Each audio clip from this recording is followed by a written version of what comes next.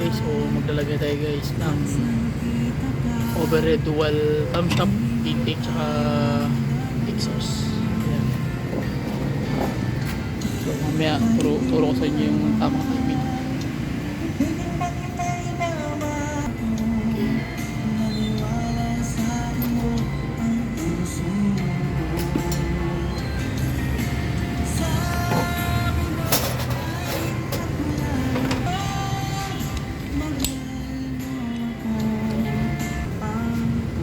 Gagawin mo lang.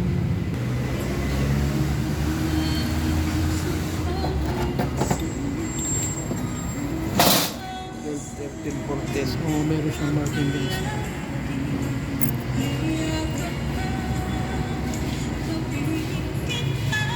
$13, $12, $14. Index mo na. So ayan guys, 1, 2, 3, 4. Okay, so sa ano to na side? Sa intake. Ito naman sa exhaust. May marking naman yan. E. Ano yung intake naman, pre? Ito ang Ano yung intake. intake? Okay, so ito na, final na to guys. So mali yung tira natin kanina. So ito yung side ng intake. Ito naman yung exhaust. So may number siya. Ito number 1 na yan. Kasi piston 1 yan eh. So automatic number 1, 2, 3, 4. And then ganun din yung yung exhaust. 4, 3, 2, 1. Okay? So maglalagay tayo ng bolt guys. So ilan ang torque niyan? Ha?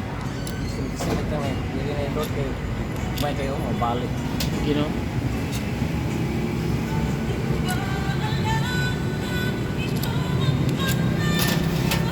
Okay, so lalagyan na natin guys yung bolt. Yung kanyang camshaft cap bolt. Muslim. Hindi na ba kinapili na isa eh? Guwapo! Wah! Ay, ihiya ba kayo naka-live ta? Wah!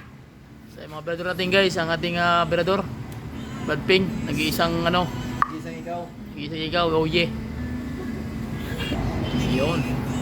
So, 8 ang head bolt. And then yan, kasi pa rin. Ito kailangan, marunong kayo mag-estimate ito guys. So yung clearance nito, number 10 mm to ang clearance ng kanyang exhaust at intake. So, dapat may play yan. Yan o, may play o. Okay, so pag may play, ibig sabihin okay yung So ano to, parang walang play to. Yun, meron. Ayan guys, so may play. Makamay mo lang. So ibig sabihin okay yung setting niya.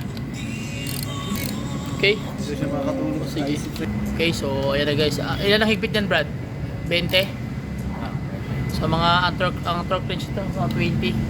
Okay na, so set up na siya guys. And then gagawin natin magkakapit na tayo ng yung timing setup sa kanyang valve train mechanism, yung kanyang yung timing chain. Okay, let's go.